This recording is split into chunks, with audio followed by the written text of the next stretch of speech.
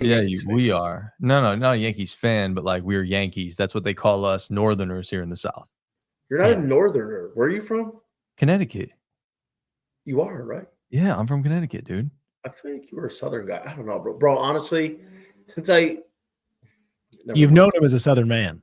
Yeah, I've been in the I South. don't know for why. I thought you were. 7 years. I thought you were from. I knew you weren't from Tennessee, but I thought you were from maybe the Carolinas. You're a Northern guy. Yeah, my parents live in the Carolinas now, but I'm originally from Connecticut. You're Connecticut. Where from? Sandy Hook. Oh, maybe, because I told you I lived in Stamford Yeah. this time last year. Yeah. God See, it's damn, coming dude. back to you. That's fucking me up right now. Yeah. You got to edit that out. I'm sure you guys. No, this is how we start. This is how we start the Are you shows most of the kidding time. me? I try to run a clean program, and you guys have me doing this. I don't know if this is a clean program. This might not be the program for you then. Oh, not exactly the cleanest. No. Well, it's mostly clean. We are not dropping F-bombs all over the place, but well, yeah, we brought you in, and of course, right I got it out of the way. Yeah. Well, anyways, welcome to Chat It Up. We're here on a special edition on a Feel Good Friday, right, Chase? It's good to be here, and good to be back. Buddy. It's me and you again, just going at it ourselves. One day, our friends will join us again. Yeah, they'll be back at some point. But meanwhile, we're holding down the ship. Greg Larner, Chase Green, and joining us. Where are you? I don't even know where you are in the Northeast. Are you in Jersey? Just North Jersey, baby. I'm North Jersey. North Jersey. Yeah, you're fist pumping your way around, with the Italian stallion flag in the background, and It was Memorial Day weekend last weekend. Of course you are. That's the coming out party of the Gweeds, bro. I go down the shore because I'm old, bro. Like, I do the shore like 2 weeks. We rent a house. For a couple weeks, family, then I just go crazy of all the old spots I used to hit. But okay, so you guys, Greg might know this, but Chase, you don't know this. So when you're in Jersey, the people in Jersey in the summer go down the shore, and a lot of them get shore houses. Some of them buy shore houses and have them in the family. Some of them, a lot of people, around our age or in their 20s, rent shore houses. So for the summer or a couple weeks or a month, whatever, and you just go down and it's pure debauchery, bro. Any crazy thing that's going on that you could possibly think of, that's what happens at these. And it's chaos. It's a lot of fun. That's the kind of stuff you do in your 20s. And now getting into my early 30s, I don't really do it anymore just because been there, done that. And honestly, the scene has changed. You know what I'm saying? A lot of my friends don't really do it anymore except for here and there. It's just that the people are different. These kids now in their 20s, everybody in their vapes, and people don't have any social skills, and all that shit. It's not even entertaining anymore. It's not even fun. That stinks. So you're like you're like a wily veteran. You're picking your spots now. Yeah, you have to be. I mean, don't get me wrong. Last year for 2 weeks. 6 times in 2 weeks I went to DJ's. DJ's is a prominent staple of the shore. DJ's staple, of course. It is the only way I can describe it to you. It is Disneyland for Italian people. Did we see it on Jersey Shore?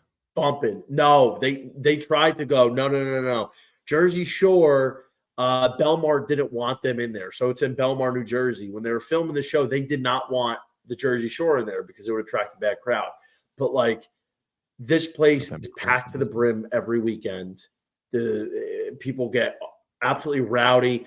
They turn the lights out. They put the drapes down so it's dark. It's just house music bumping. So do you know the song "Calling"? "Lose My Mind" by Alesso? Yeah. Mm-hmm. Da, da, da, da. That song is the Guido national anthem. That song is being played every 5 minutes per hour for the whole day. And when that song plays, that place goes crazy. No joke, that place goes crazy. People start fist pumping. They start stomping the floor. They start banging the wall. They start throwing napkins everywhere. It's a sight to behold if you've never done it.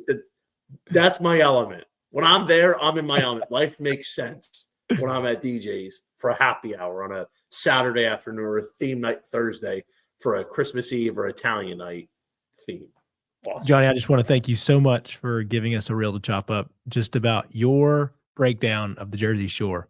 So thanks, man. This is going to be real for sure. But I would argue that it's real when you and I are finally back on the sticks together here on the mics, because it's been a minute. You and I did a podcast last year for the Better Sports Network.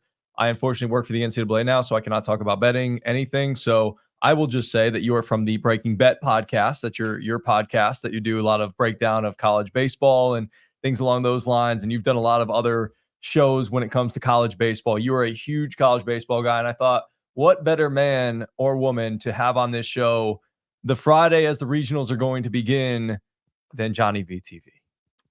Just honored. And, this is a great way for us to reconnect. Me and you had our podcast last year. And it's great to be doing this again. Thank you guys so much for having me. I missed you, buddy. I missed you too. Look how handsome Greg is. You say this all the time. We got Christian McCaffrey, and then there's you and I, the Yankees. We do have McCaffrey. Wow, we do have McCaffrey, and then we got handsome Greg. We got the Italian stallion in the corner over here. I mean, we got a little trio going on, boys. Exactly. All right, let's talk a little college baseball, and we have to start with our Tennessee Volunteers, of course. I know you're a Tennessee guy as well, and that's kind of what you and I bonded over in terms of our football show, where we talked 20 minutes of Tennessee baseball, and it was fantastic. And I just knew I was going to like this guy, and he mailed me a Wake Forest shirt last year when he went to the Super Regionals. And it was a great time. So let's talk Tennessee right off the bat. Talk to me a little bit about their regional, your thoughts about it, in terms of them being the number 1 overall seed and where you stand on that and that side of the bracket and everything that encompasses Tennessee. What are your thoughts? Tennessee Volunteers are, that's my team. If there's no money involved, just out of pure fanhood, the team that I really enjoy watching the most, it's going to be the Volunteers. It's a team that, I really fell in love with in 2022. That's when my interest in the game really started, and I really fully committed. And, how could you not be in love with that pitching staff at the time? Chase Dollander, Dolly, that's my boy. Dolly and Wyatt Langford are my all-time 2 favorite players, college baseball players. Chase Burns as a frosh was just ripping. Kids throwing 99, a Hyundai. Fresh out of high school. You got Blade Tidwell coming back, and Drew Beam. How can we forget about Drew Beam? And, at the time, there's legitimate 4 first-rounders on that one pitching staff. And you had a great lineup of Jordan Beck, who's a first-rounder. Now he's playing for Colorado. He's done okay. I think he just went on the DL, actually. Jorel Ortega, Trey Lipscomb, who's got some time with the Nats this year. And they disappointed when they lost. I was really upset when they lost to Notre Dame. And last year, I had a little bit of money on them, and unfortunately, their offense, I just didn't feel like Tony V and the coaching staff did enough recruiting offensively. They were severely lacking the pitching they still had, even though it was a down year from Dolly and Chase Burns. They still were good enough to go to the Omaha, and they run into a buzzsaw of Paul Skeens, but this year, we can make a case that their offense is better than it was 2 years ago. I wouldn't say that's the case for their pitching staff. I think their pitching is good. I think it's definitely good enough to make a run. But there's something to be said when you got those guys, those future MLB aces that you're throwing out there against teams that are mostly not used to seeing that level of competition. It just brings a different element to the game. And I don't think the Volunteers have that this year. And, Drew Beam is really good. I think Drew Beam is probably got a shot to be a late first rounder. I'd probably right now book him as a mid-second, early second. Stamos Causey combo on Friday's been good. Seacrest has stepped up nicely from the midweek role last year to the Sunday role. They got a couple dogs in the pen. Nate Snead's really good. But at the end of the day, I just don't know if they have enough pitching. Now, I think Tennessee is the most balanced team. I think top to bottom, they probably have one of the best rosters. I think they have the highest floor. I think they're one of the most experienced, and that's going to help them. But now they're the 1 seed. And the big question is, do they repeat the 1 seed curse that they had 2 years ago, guys? I kind of worry about that too, because G and I were talking about like the redemption year, I guess, was kind of last year. But Is there a team that you kind of see that has the same effect as that? Remember that Notre Dame team? Oh, crap. Are you losing the connection here? Yeah, the camera outside. Can we put them on the screen? Or? We sure will. I'm going to put the movie back. We had some fun technical difficulties. We're going to leave that in there because it's fun. Welcome to the podcast game. Anyways, I was going to ask you. So the Notre Dame team was the one that was like the ultimate kryptonite for that 21-22 team. Mm-hmm. Who is that type of team for Tennessee right now? I mean, honestly, when you consider the region that they're in, that should be a gimme, right? That should be a walk in the park. And I'll be honest, it wouldn't surprise me to see Duke be that team for Tennessee. Don't say that. I think outside of Arkansas, I don't think there's a better, deeper front to back pitching staff than the Duke Blue Devils, and especially if they had to go to Knoxville. Or I'm sorry, no, that would be. I'm sorry, I apologize. That would be in Omaha. I apologize because FSU or Duke would have to play the FSU regional winner in the Supers.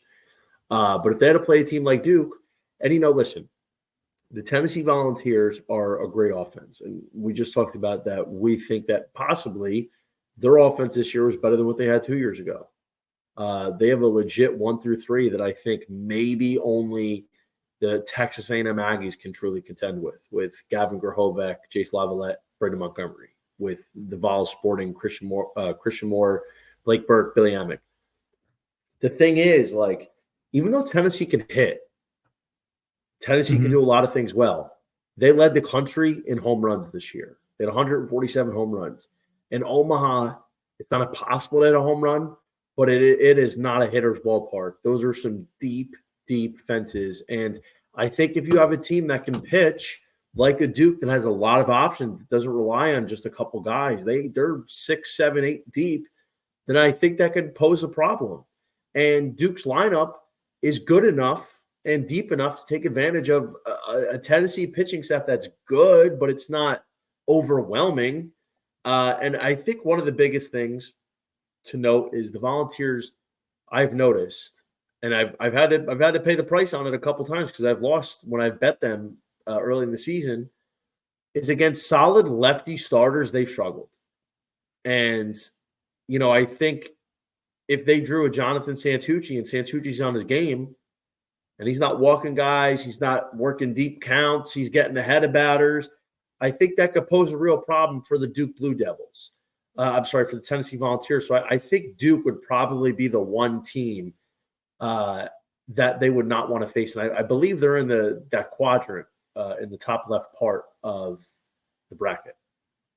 All right, let's talk about the regional or the other regional that they're matched up against, the Greenville regional, and that's Evansville, ECU, VCU, and Wake Forest. Now, obviously, the schedule makers aren't stupid. They did this for a reason, to see if Tennessee came out of the Knoxville regional, and for your Wake Demon Deacons coming out of that Greenville regional, then Chase Burns would have to make his way back to Knoxville. And that would be obviously great theater to see. I would love to see that personally. That would be electric. Although I do believe Chase Burns would kind of cut through them like a hot knife through butter with all the electricity that's going to be going on in that stadium. But what would your thoughts be? Again, I just like to pontificate a little bit, the what ifs. Talk to me a little bit about that potential super regional. We're going to knock on wood because we have to do that.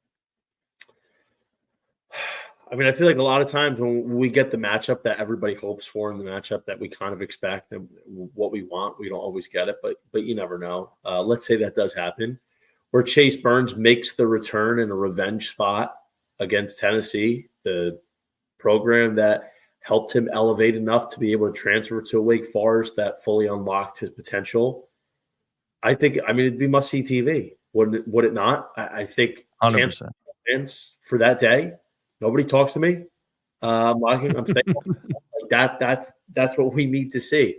I think it would be interesting though, because I just don't think Wake Forest this year is able to contend with Tennessee. They have a couple guys like Nick Kurtz that could launch a couple taters out of that ballpark. Seaver King, couple taters. Maybe Merrick Houston runs into one, but like their lineup is nothing like what it was last year. It's not, and their pitching staff, for that matter, isn't either.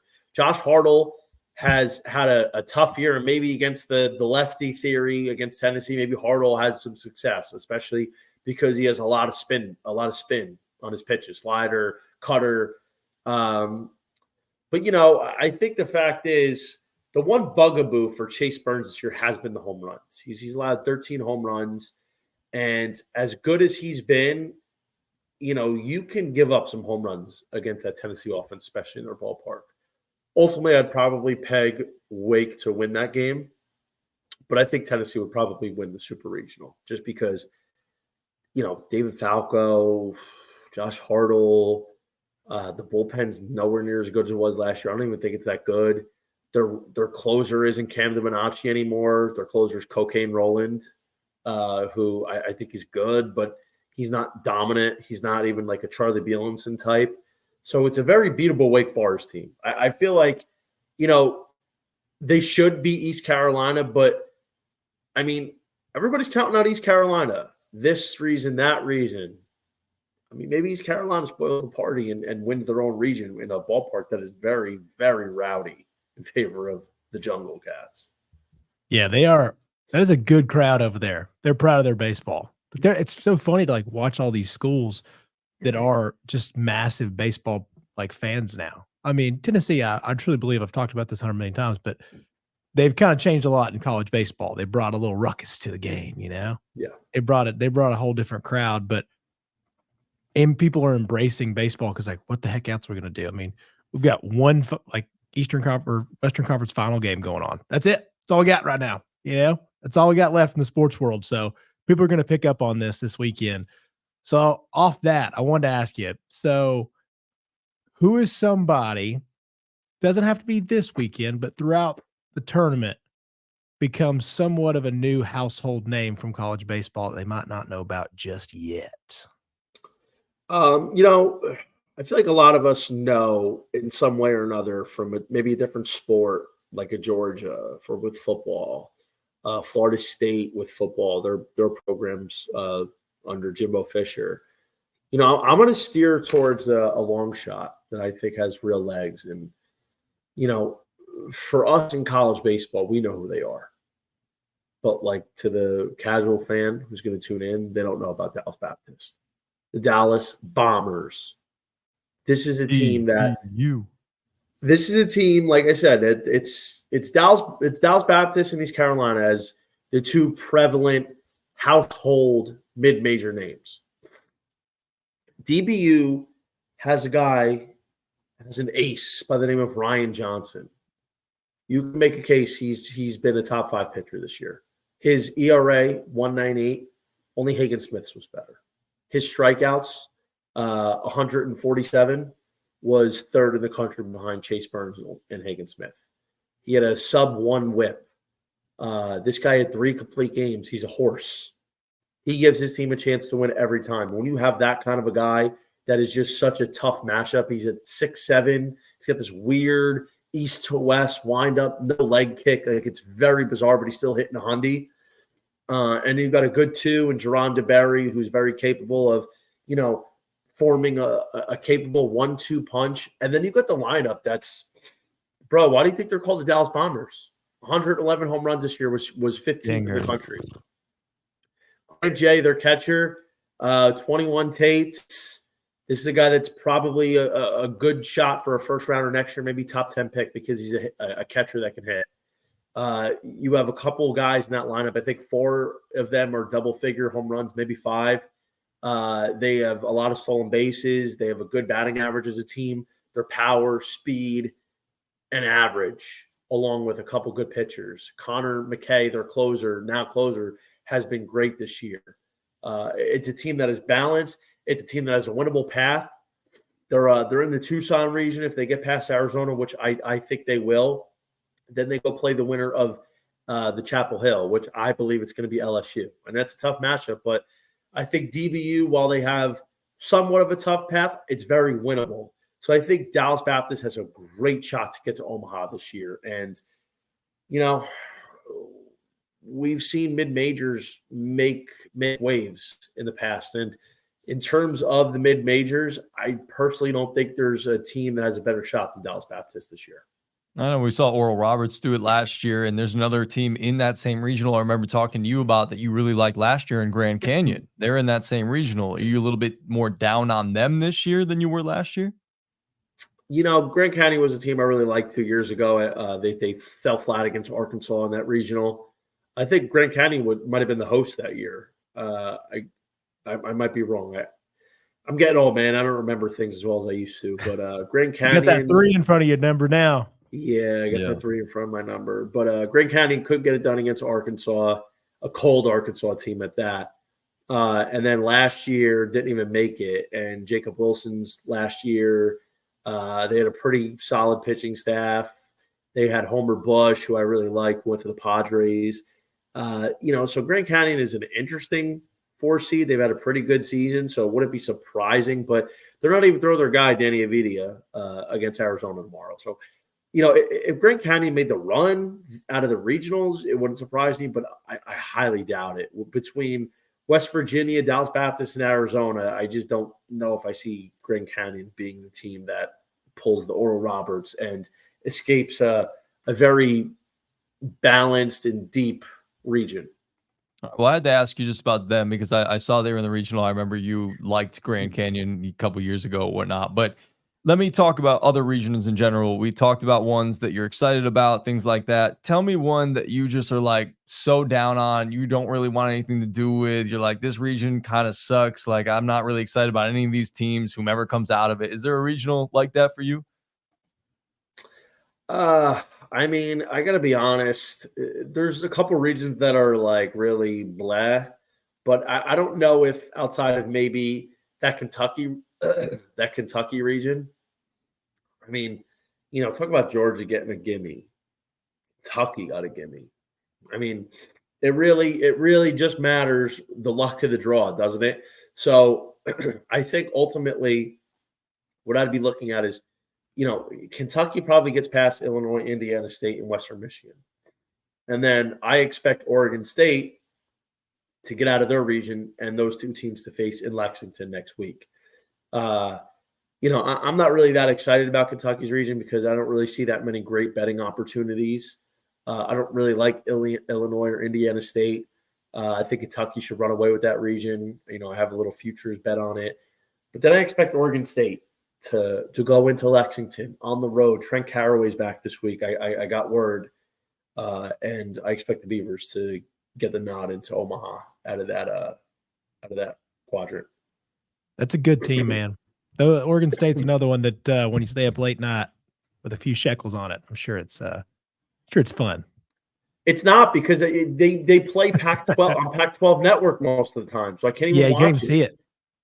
You know what? Thank God you don't have the Pac-12 network, dude. Come on, no. What are you doing? How many subscriptions am I going to get? Doing? ESPN Plus, Flow Sports, MLB Network. One more won't kill you. No, bro, because I'm not buying Pac-12 network just to watch a couple teams. And you know what? Pac-12's done. Let's call it what it is. It's time. Not for nothing. Like everything is on ESPN Plus, except the Pac-12 thinks they're so goddamn special. They need their own network. Like, no, you don't. And that's why you're not even a conference anymore. You're done. Now I have to go buy it. A mini conference. Yeah, you better watch out. That Pac-12 championship's already scheduled. So. Yeah. I will say, do you think the Nebraska Cornhuskers, they were the darlings probably of the conference tournaments, right?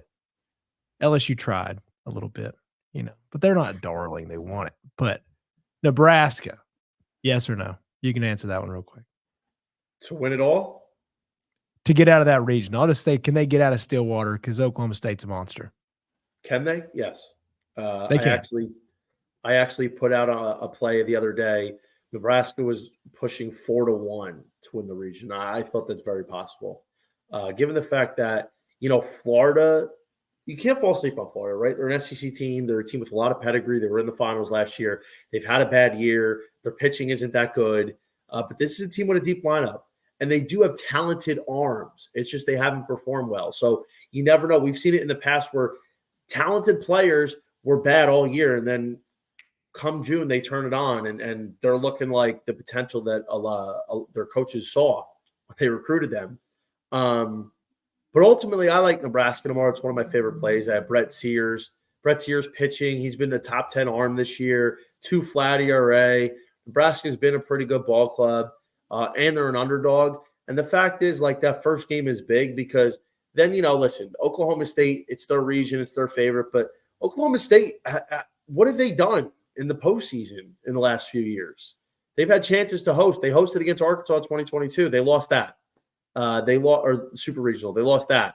They lost in their own region last year to Oral Roberts. So, Oklahoma State is a team that I'm like got my eye on, but I still get worried that the bottom could fall out because they haven't performed in the month of June in quite some time. So I do think Nebraska is a good shot here at 4-1.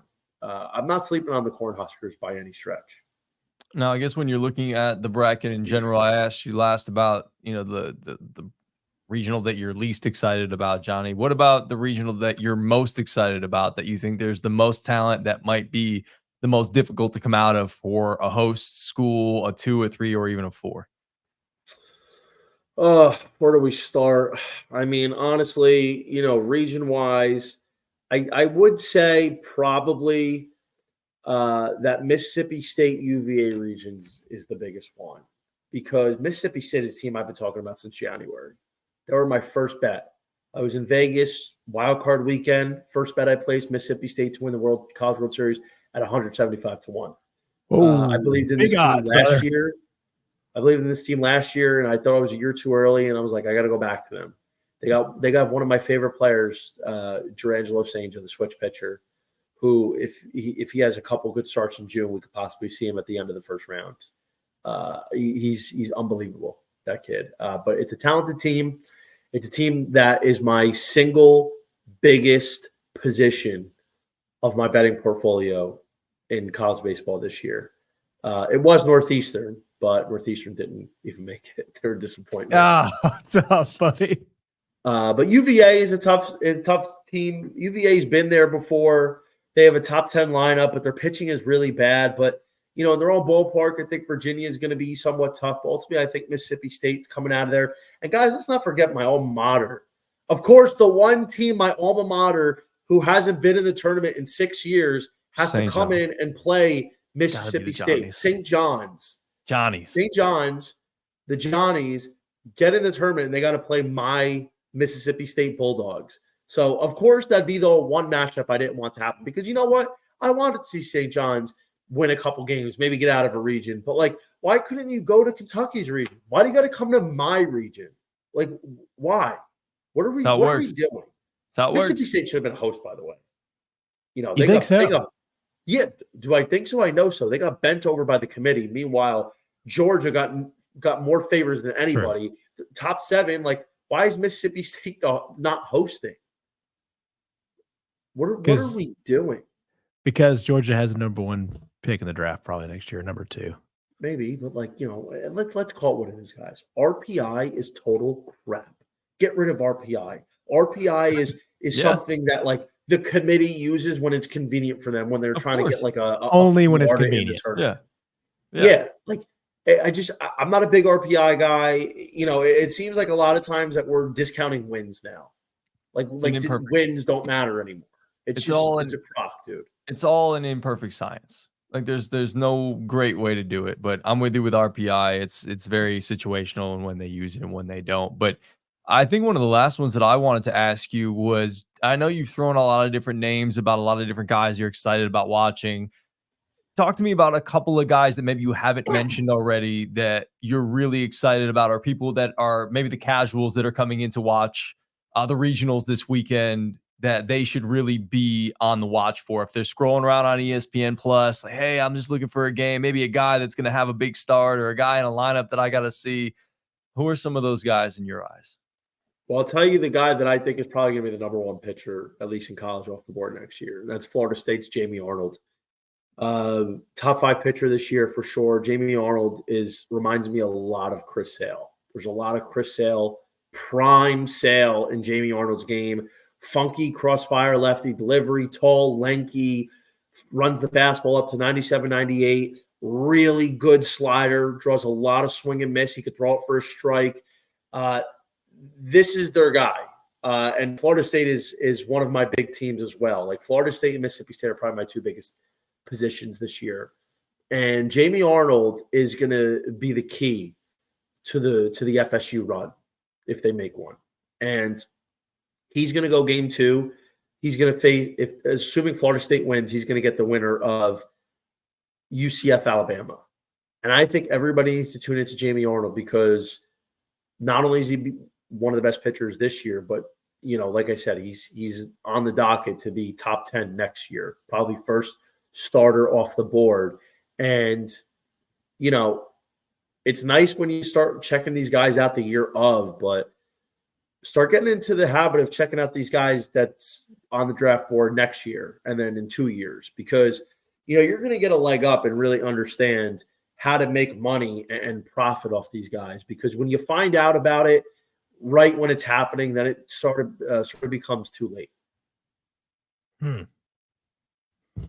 Well, I'm going to stick in the ACC. I heard you say it earlier. You think LSU is going to come out of that.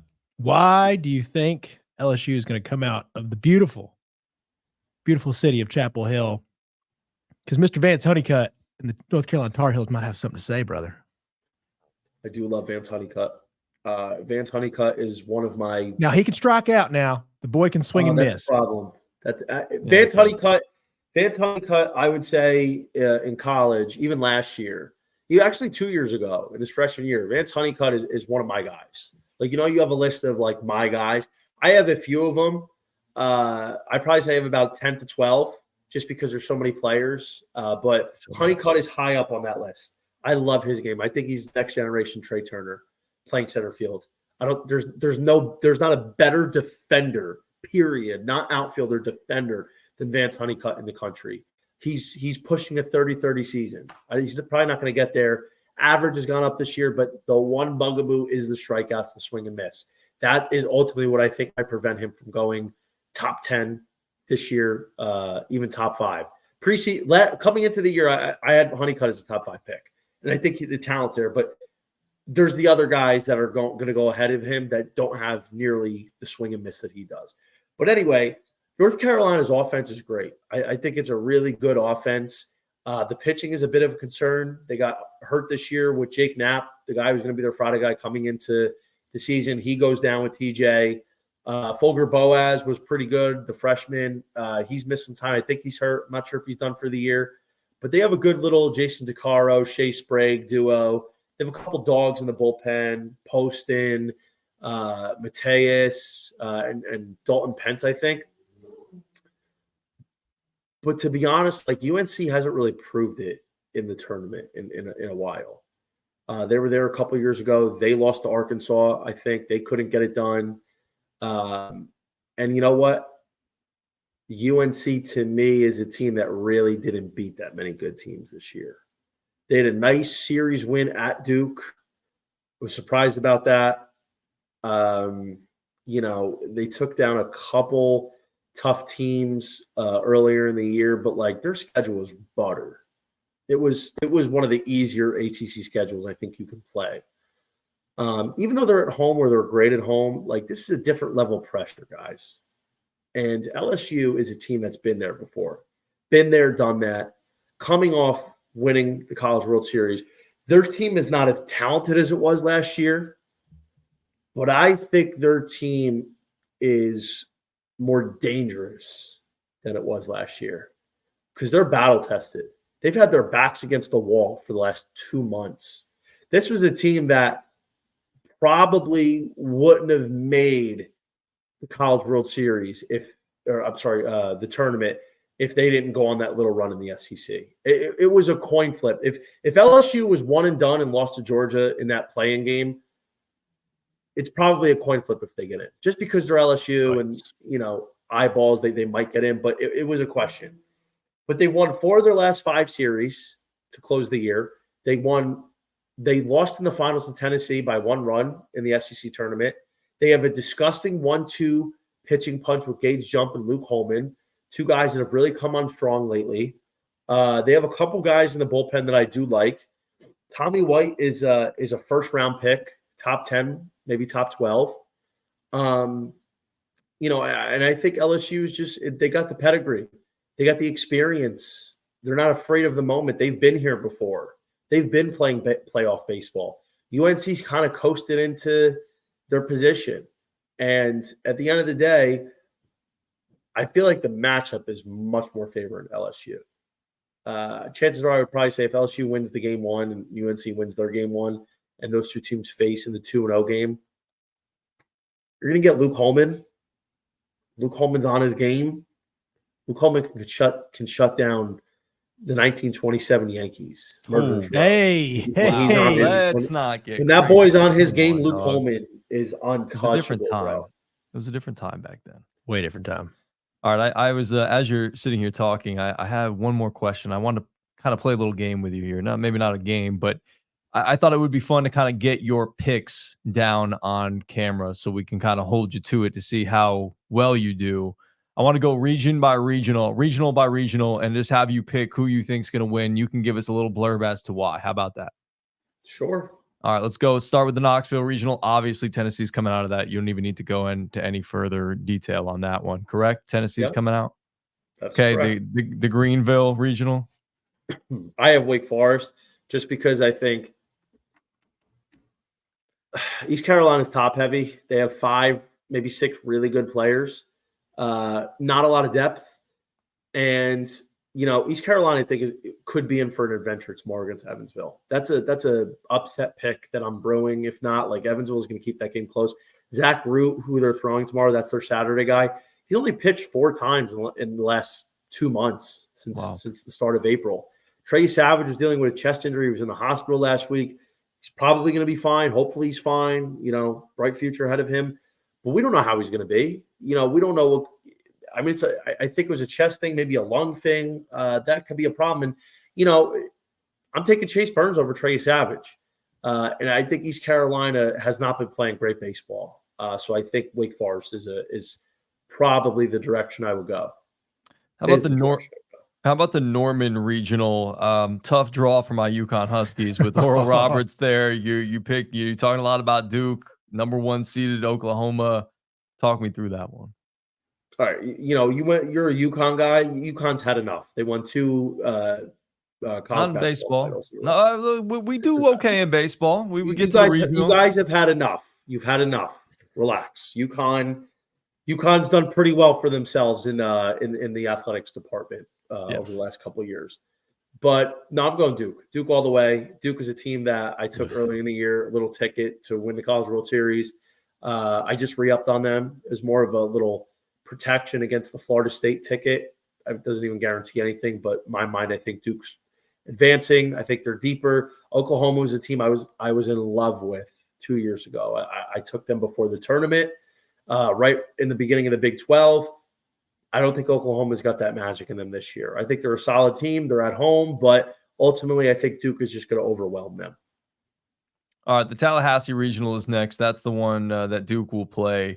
I know you've talked up Jamie Arnold and Florida State and whatnot. You've got Alabama, UCF, and Stetson, the alma mater of Jacob deGrom.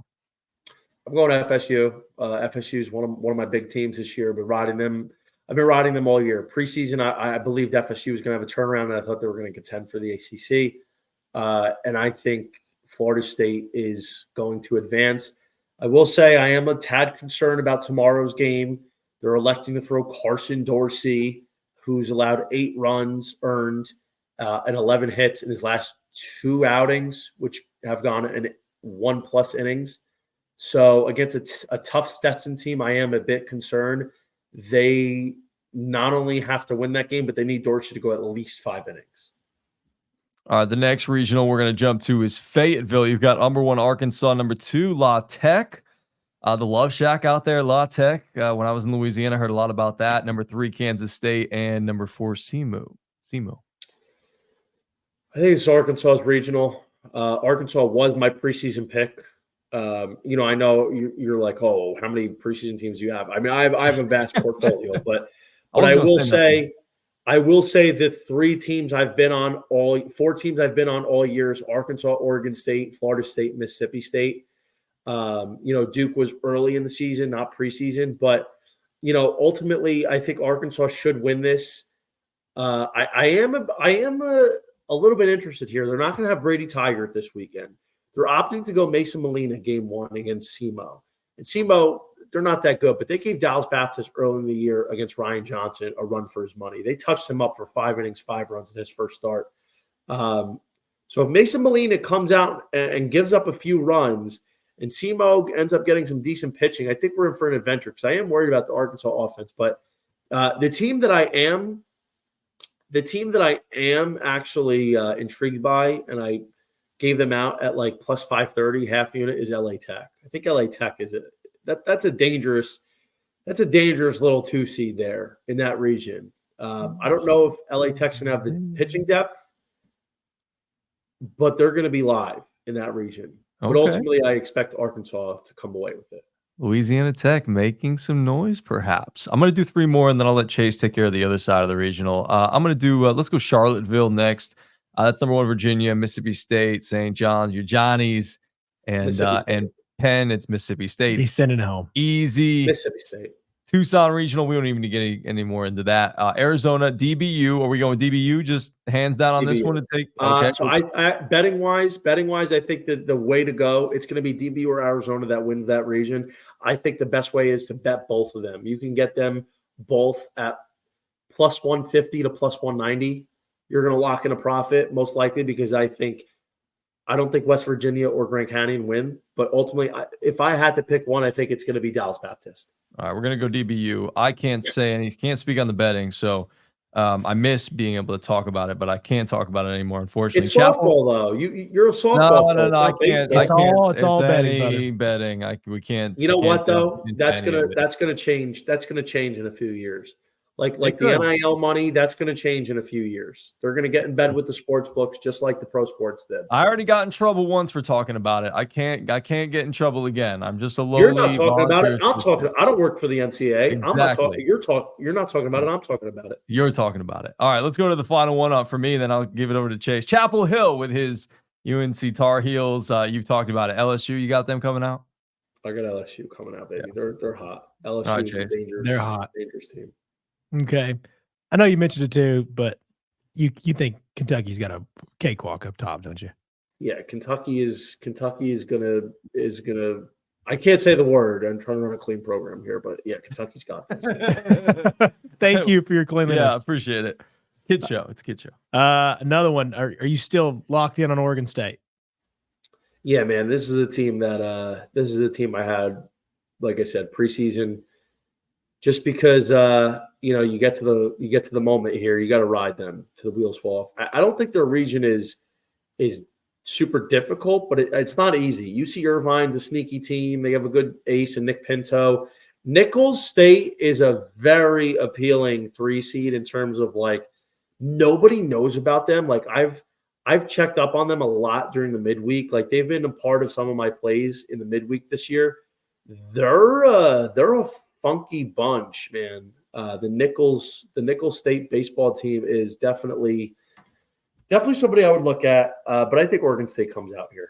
Too much talent. They better not fall flat on their face. Otherwise, I'm going to be very upset. All right. Raleigh Regional, NC State, South Carolina, JMU, and Bryant. I've heard a lot of good things about NC State. You know what? NC State, I think they're vulnerable with the pitching right now. It's cold. Sam Highfield's been a disaster his last couple outings, and he's going against Bryant. I'm going to give NC State the benefit of the doubt here. I think they're going to find a way. I think South Carolina's tough, but I think this is NC State's region. But I will say this: Bryant could be a tough out tomorrow. Bryant is. And listen, I'll give a shout out to Ben Upton because he did the research on this, and I looked into it after. They have about 5 or 6 veteran arms that they can throw, and they're capable. And the power in NC State is their lineup. They have a potent offense. Their pitching staff is like hit or miss. They have some talent, but it doesn't always perform. And the comp I used was Notre Dame, Tennessee from 2 years ago. If Bryant's pitching can neutralize the offense, who knows what can happen. And by the way, my best friend did play baseball at Bryant a decade ago. So I have followed the Bulldogs program a little bit over the years just because. I didn't play it, Brian. That's weird. I'm sorry, Greg. You are one of my best friends, but wow, the best friend that I grew up with. Fucked up, dude. Tough. I think you're on the same tough program luck. here. Tough luck. Well, we can throw one of them in there. How about you come up to visit me once in a while and we'll talk about it? Hey, I'm the one who has. Well, I mean, I don't know what you're doing to make What do money you at this point. I was like, I have no job right now, so I mean, money is. You have nothing but time. Come up. I'll show you around North Jersey. We'll get some real food. I mean, you know what, bro? You could make a plan. How about you reach out to me? The phone works both ways. Does it? Because I thought I was the one who reached out to you. You did. And I told you I'm coming down to Tennessee to see you. When? I'm still waiting on that one. We didn't confirm the date, but I told you I'm coming down. Okay. Whenever you're ready. It could happen any weekend. We're bros. Like it just says we are bros. Have to have like a schedule. I don't know. I kind of like to plan things a little bit. No, I'm coming down. I'm coming down. All right. I invited you to Vegas. I invited you to Vegas in a few months. Yeah, but I'm going to be in North Carolina at that point.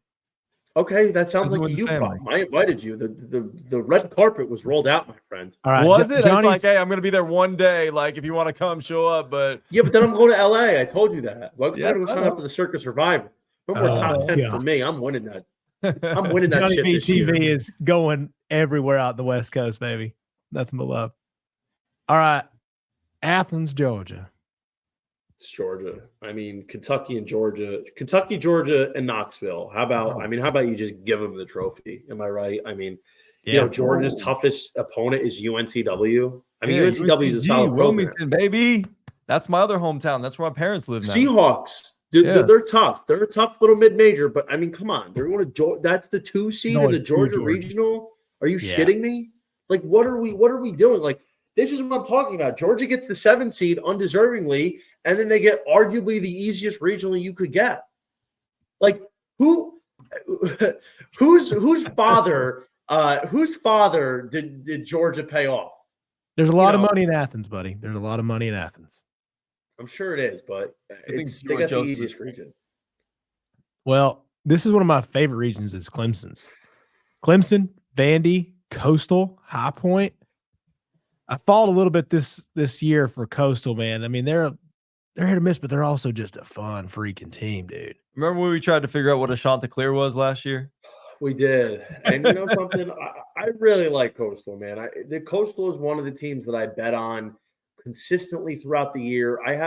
I did put a little ticket on them to win it all, like 90-1 preseason. It wasn't like the team for me, but it was a team that I had in my Omaha 8 preseason. It was a team that I took a bet to make the College World Series, and they had a disaster second half. Yeah, they had a bad second half. I would love Coastal to make the run. I really would. Garrett Gilmore's final year. But the problem is this team just fell off so much from last year. They lost a couple big guys in Nick Lucky, Peyton Eos. They lost their stud closer from Central Jersey, Teddy Sharkey. And, the problem is with Coastal Carolina, and you might be able to get away with it in a regional or super regional, but it's a team that relies on the long ball, and they can't pitch. And I think it's a problem when they're going up against Vanderbilt. I mean, Clemson, for my money, their region, they have a good offense. Their pitching is a little suspect right now outside of Ada Knock, the freshman, the Sunday guy. But they rely too much on the comeback. They have 24 comebacks this year, come from behind wins. You need to be able to do that, but you can't rely on that. That's what Clemson does. And I don't know. Clemson's a good bet to win, but personally, for the better price and the more experience and the more success, I think I like Vanderbilt in this region. To be honest with you, Vandy boys.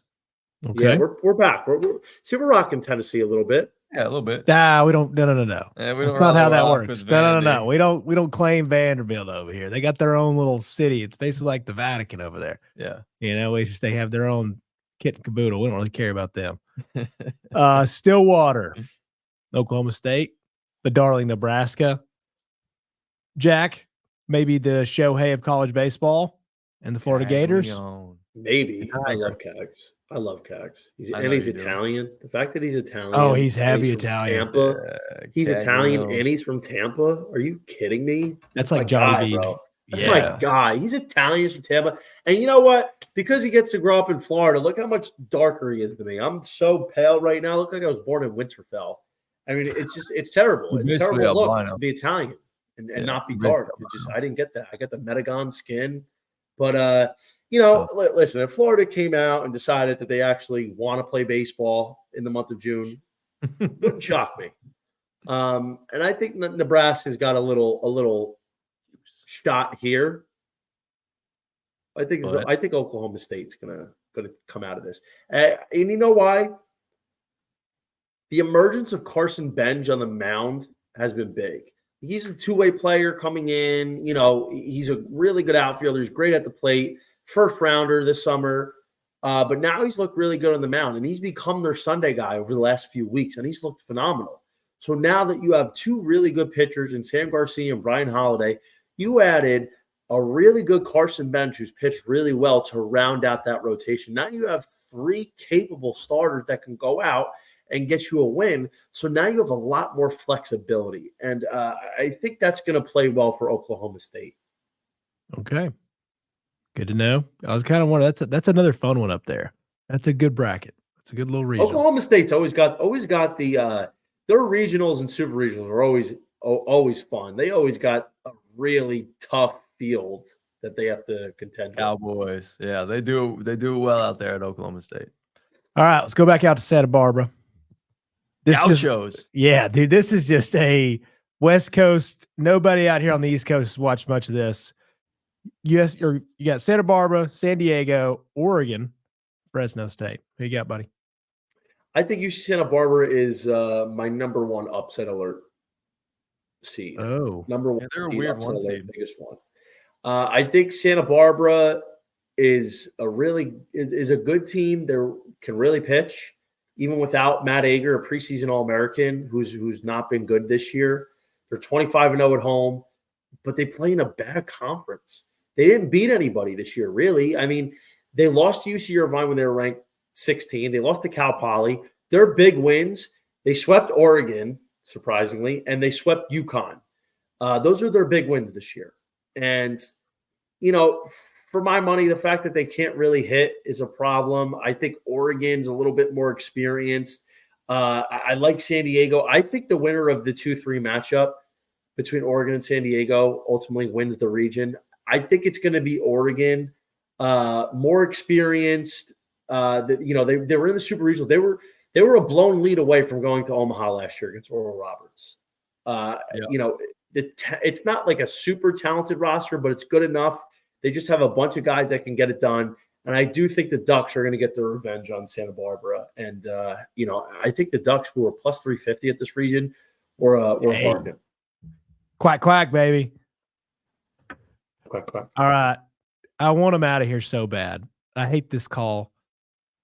Texas A&M, I want them to go. Tough regional. Texas A&M, Louisiana, the Raging Cajuns, baby, my old stomping grounds. the Go Longhorns, Mad Dogs. and 4-seed Grambling. Who you got out of there? I got A&M. I think this is a fun region with Louisiana and Lafayette, a team that was looking to try and host. I think it would have been very interesting. Texas is a blue blood program. They had a tough year, started playing better, towards the end of the season, second half. But they were 2 in barbecue in the Big 12 tournament. But they somehow always find a way, Texas does, in the month of June. That's just that's their DNA. But ultimately, at College Station, with the talent that they have, I think the Aggies are going to get it done. I will say I am worried about the Aggies pitching staff outside of Ryan Prager. They're 2-3 with Tanner Jones, Justin Lampkin, who have been disasters. And they've been in and out of the rotation in the second half of the year. I think that's a problem. But I do think the Aggies at home, who have been just almost unbeatable, are a good play here. And you know what? Believe it or not, I think if they win this region, I think they're going to Omaha, because I don't think anybody in the Supers is going to take them down. Dang.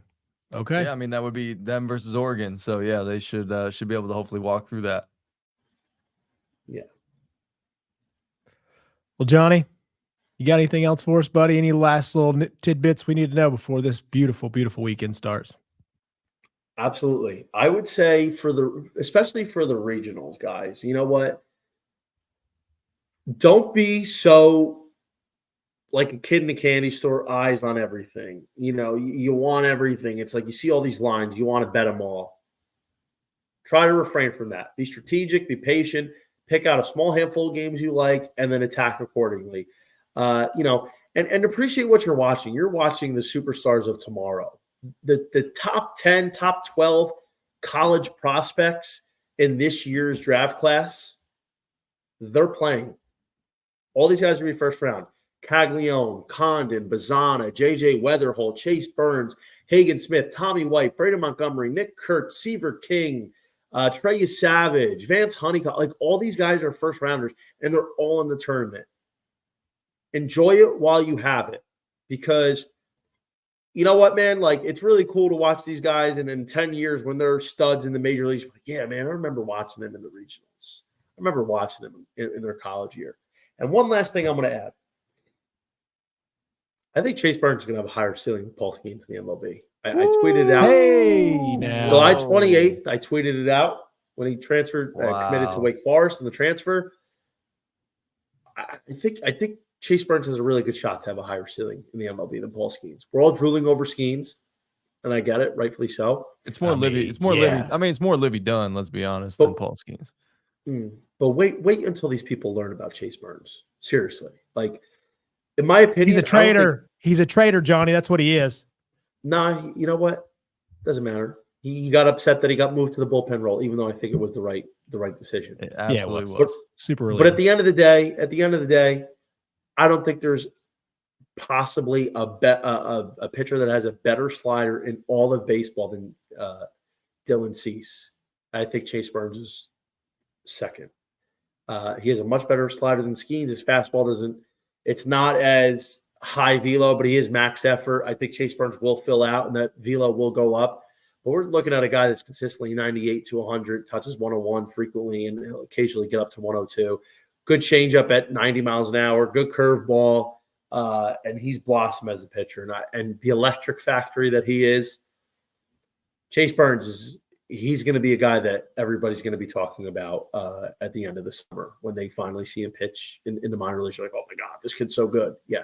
People are going to be drooling over him like they are Skeens.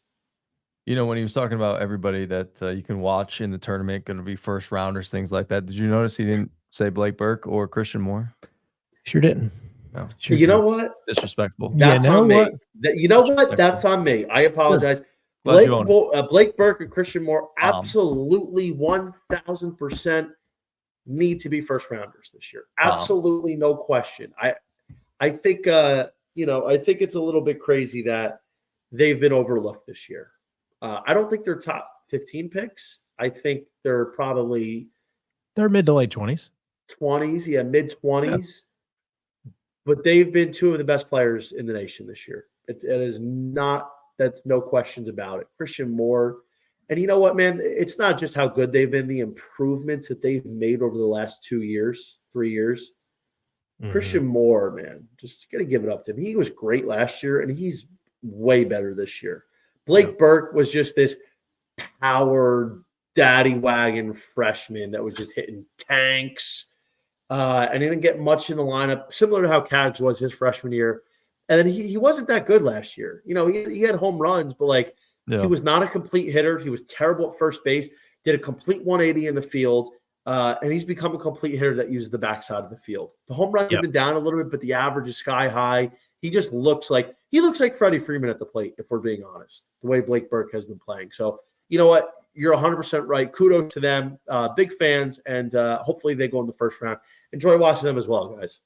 All right, follow him all over social media, especially on Twitter @_JohnnyVTV. He does the Breaking Bet podcast as well. Find it wherever you get your podcasts. Johnny, it's been an absolute pleasure, man. We really appreciate you jumping on with us. Appreciate you guys for having me. Thank you so much, and I look forward to talking to you soon. Johnny, we love you. Thanks, buddy. Love you more.